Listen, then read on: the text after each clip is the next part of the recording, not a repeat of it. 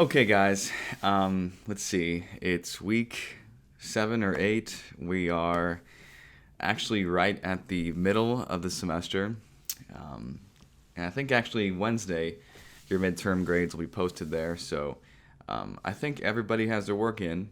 So I don't have to remind anybody to get their assignments in before midterm grades are posted. That's a new thing for me. So that's a good thing. Especially with the changes. I appreciate you guys and just with our situation, I know it's not easy, and I want to make sure that I work with you guys so that all the learning that we do together is done in a way that obviously works best for you. Because I know that this creates some limitations, and whatever I can do to help you in that regard, just let me know. So, with that being said, we will get through this. We'll figure it out, and it's a weird time right now, but we will get through it. But if you guys have any needs or any questions, or me as your leader in this class, it's my job to be that reference for you. If you have any concerns or questions about anything, I'll give you my best answer. Okay. Now, since we're online, and always have been, moving forward, we shouldn't have too many disruptions, right? We should be able to kind of just take care of business. So I'll move on now into this week. In the past few weeks, we've done exclusively studies on basically space balance and just arranging things in a layout, right? That was kind of just our main goal, was to understand the relationship of space and objects and design elements within that within that layout, whichever one we decided to do that week. Each space creates a different situation, different problem for us to solve. And I think that we've made a lot of progress in that first part of the semester. In the last second part of the semester, it's going to be a combination of things. And we're moving now into font, text, and structuring that kind of stuff, and thinking a bit more critically and specifically about fonts and font faces and how different types work together within a layout, and how you can also use it as a design element on its own. So I think this week we did explore some designs that actually are good segues from what we have been doing to what we are about to do now. So the object of today, guys, I'm going to post this tonight. This is Monday. Tomorrow, Tuesday, I'll decide on the assignment that I want to give you guys. So be looking for that. On this video, I just like to kind of just keep the conversation going and talk about what you guys posted.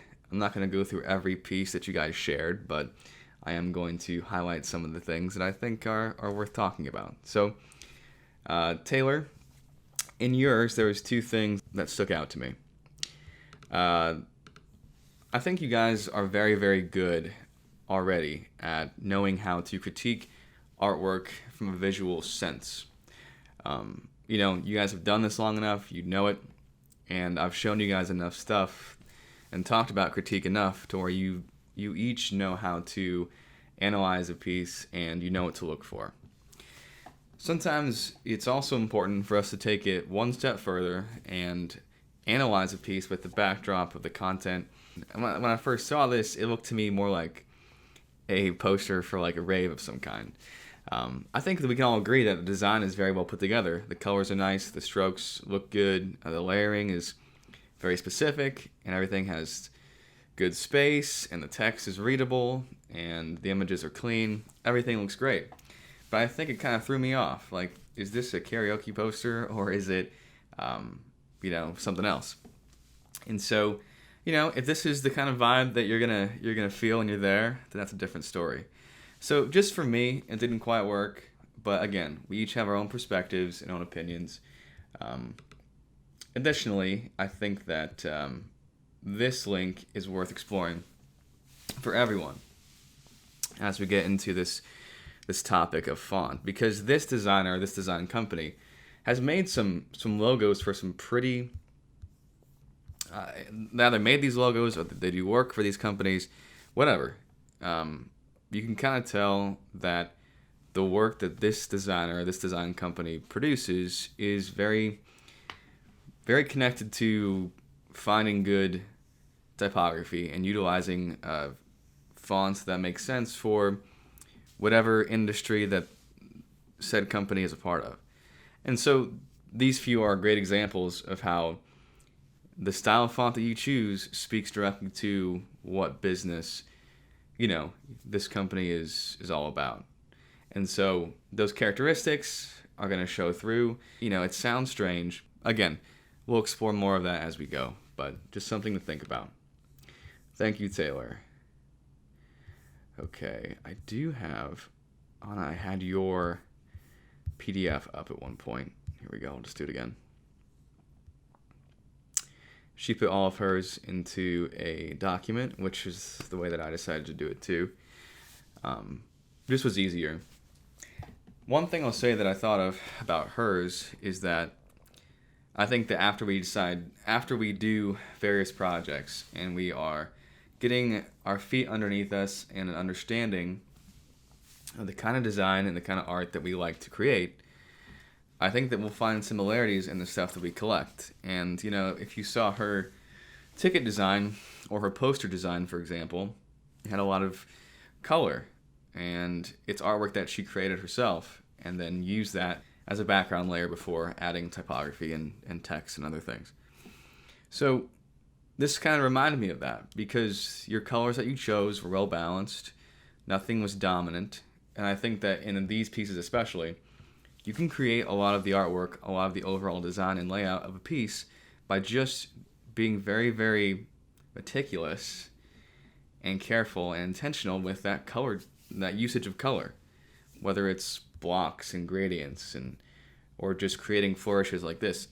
So that can be a simple way of creating that background artwork that, I think that's kind of gone out of style and it should come back. I think people are sometimes too timid to commit to using multiple colors. So I applaud you for doing that, and I think that this kind of shows some of those preferences in your work. My favorite piece here is probably this one, just because it's challenging in the sense of this person has created this geometric sort of flow to this piece, and I like the layering. And if you didn't do this with the text, that treatment, it'd be hard for you to read it in other ways. But this person used the Pathfinder tool in Illustrator, which is, if you guys want to go to Illustrator and go to Window, Pathfinder, you'll find different ways for two paths to interact. This is a punch through. I'm not sure what the actual button is called, but in this case, this text was an object on top of this rectangle, and then you can click that button, and that will sort of punch through like a hole puncher. And then you can see through it whatever artwork exists in the layers beneath. That is my favorite piece of this bunch, but I do like pretty much everything that you included. I'll try to move along as fast as I can. So Alyssa, one thing that I think this is a great example of some of the things that we'll be talking about soon. It's the Moonflyer link. I think that I have it pulled up already. No, I don't think I do actually. Let's get that up again. So this piece is a great example of combining the usage of Photoshop in Illustrator or whatever. It's probably Photoshop and Illustrator, maybe just Photoshop, but I tend to like to use both. I just tend to like the colorization stuff in Illustrator a bit more than Photoshop, but that's just me. And so this is obviously a lot of layers of photography and probably some gradient rectangles and things, and of course there's some vector stuff here and once in a while there. So a lot of Photoshop effects, and it's a great example of combining different kinds of artwork, but also making sure that there's one kind of very obvious central image or piece to this whole thing. In this case, it's obviously the lady. It's right in the forefront. The color treatments and highlights, a lot of that stuff is of course done in Photoshop, so that's an enhancement there, and a lot of effects are applied, but it's not overdone, So a lot of cool stuff here, but the point that I want to make about this piece is that text is not, it's added, but it's not overwhelming the piece because there's so much already going on. If you were to put all this stuff and make the text very loud, or try to make it bold and super, I don't know, just fill a lot of space, you're going to have competition between what is in the image there and the text. So in this case, it's okay that this image draws you in. You do see the text placed in places that make sense, that don't distract. But also in this case, I think it's totally fine to put a title as the last sort of layer to the main image. And in this case, there's some motion to it. But I think that adding that to that was fine. You add too much text over that layer, you get to be too busy in there. But this is a nice example of doing a lot of good artwork and then using text in a creative way to, add to the artistic just style of the piece and the movement in this case. So I'm saying a lot of things, but hopefully you're kind of getting what I'm saying about this piece. So Alyssa, I like this one a lot, and it's probably one of my favorites that you've shared. I'm going to just fast forward through here so I don't have to do this too much longer because I know you guys have a lot going on. Anthony's, you have to copy the link for some reason and paste it in your address bar, then they'll show. So if you haven't replied with your rankings and you want to do that, try that and see if you can get his links to open. So Anthony, I know that you love illustration and Photoshop too, and I think that this is a perfect combination of photorealism and then doing something a bit more out there and combining the two layers and making them coexist together, right? The illustrative artwork in this piece isn't really my style of illustrative artwork, but I still like how they interact with each other. So I see why you like it. It's not my favorite, but that's totally fine that we're different that way. Real quick, I noticed this piece, and I think that at first glance, you see how it's kind of cool. Like, photography's neat. It's black and white, besides the face, which allows you the opportunity to, make flashes of color in places and do things. I think this is kind of a strange case study because on that black and white, you decided to do just white. I think that this gives you a chance to do something more with the color. I think that some of the stuff gets lost in these patterns, and I think that this is just not readable much. I do like the contrast between the larger text and the smaller text and the space between. I'm not sure if this pattern or this treatment of font does enough. I think that this pattern here that you see in the photo just combats a lot with other things in the image. Sometimes when those things exist in the photo, if it's in the background, there's enough stuff and enough movement going on in the image to where you might not have to do so much. So this could be something where you could say maybe this is a bit overdone in some regards. But still a lot of good stuff there in laying out text and placing text in certain areas and contrasting the sizes. So I kind of agree, not my favorite either. Okay, getting close here. Bailey. All right, so this was kind of funny. A lot of you guys didn't like the night market poster, and a lot of you guys like the space logo. I thought the space logo was fine. I get you're playing with words with a negative space thing. Your brain implies those letters being there, and the designer, used negative space to accomplish that. So that's pretty cool. I'll give him that. I don't know. It didn't really strike me as something that I thought was just amazing. I mean, I think it's cool, but I look at this piece that not everybody seemed to enjoy the most. And that being said, and you guys all picked, I think, for the most part, designs that you liked or thought were good or cool pieces. So it might be hard to choose. So maybe the gap between this piece and the negative space logo is not that far. This is probably one of my favorite pieces that I have shown today, and I don't know why exactly. Maybe it's just because I have a preference for nighttime kinds of things and space-related design. I just like, this wouldn't work that great if the dots weren't scattered in a way that convinced you that this looks like a real night sky. And I like the effect that this moon adds with that lighter shade, as if it were actually emitting light.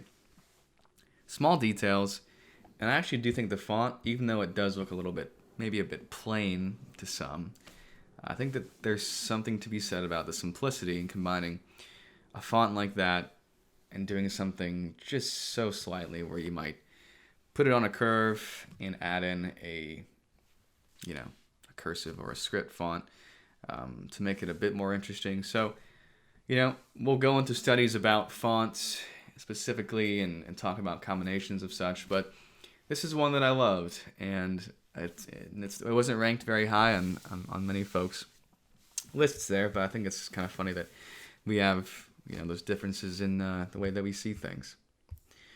Okay, so good job, guys. I loved what you guys did and what you guys shared. Finish those out if you have not quite done your last write-up or whatever. But do that, and I'll grade that, and then that will be the last grade that goes into midterms. Real quick, I'll show you guys just a little bit about what I shared. These are all things that I created in the past, and the oldest thing on here is actually this Midland Spotlight Series poster. I did this just like last week. This was a year ago or so, maybe more. This was a few months ago, and this was also a few months ago. It's interesting sometimes to see when you collect things how you've changed your preferences in the way that you create over the years. I don't want to expand on everything here. I'll say that this logo was I just rendered this and drew this out, vectorized a drawing that this guy had drawn himself on paper. This is what he wanted. And so I just kind of made it digital. I think that it's fine, I like the web page that I laid out. It's the colors make it all come together, and those oceanic tones and stuff make it easy to design on a website, because you have to kind of take accessibility into account too, making sure that everybody can read it. And those colors do lend this design to readability.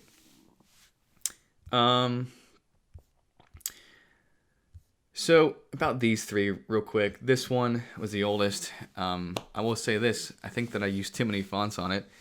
I'm not sure that this has any purpose, making one script font, and there's like a different font here and here and here. So just too many. And one thing that I'll talk about often as we go is to make sure that your font selections are lesser, more often than they are numerous.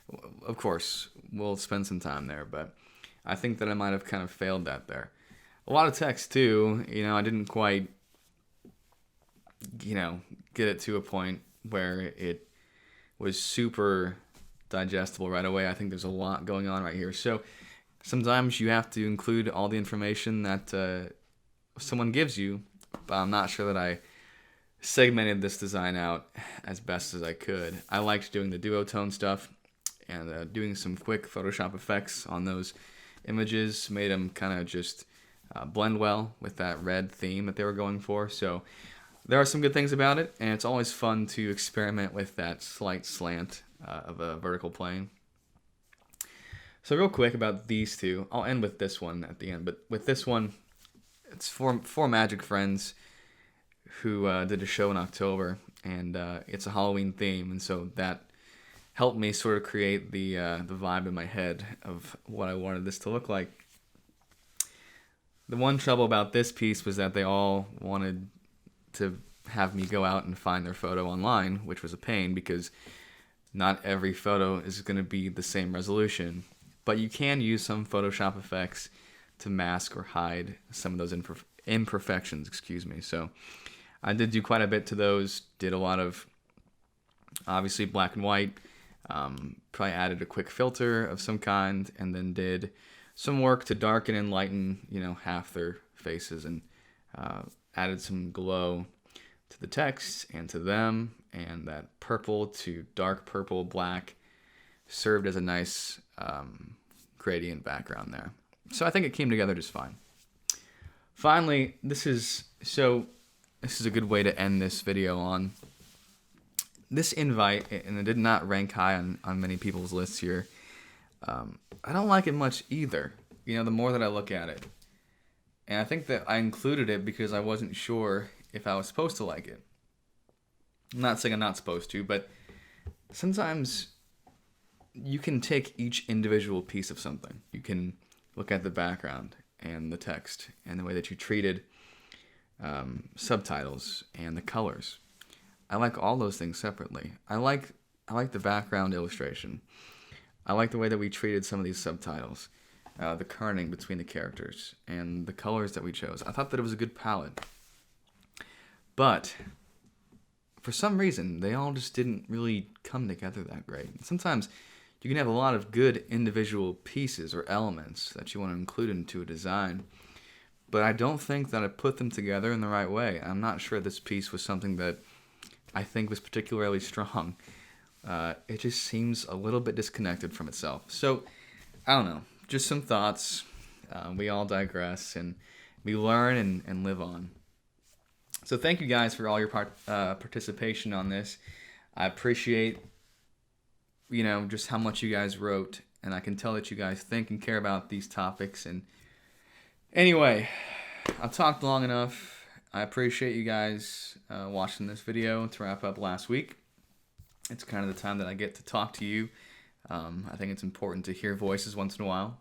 If you guys have any questions at all, if you have a curiosity about how to do something in one of the programs, if you see someone else do something but you just have no idea how it's done, ask me and I'll be sure to tell you. And maybe your classmates know too, but I'd love to teach something that you would like to learn. Look for an assignment tomorrow, Tuesday the 17th, to be posted under a new module.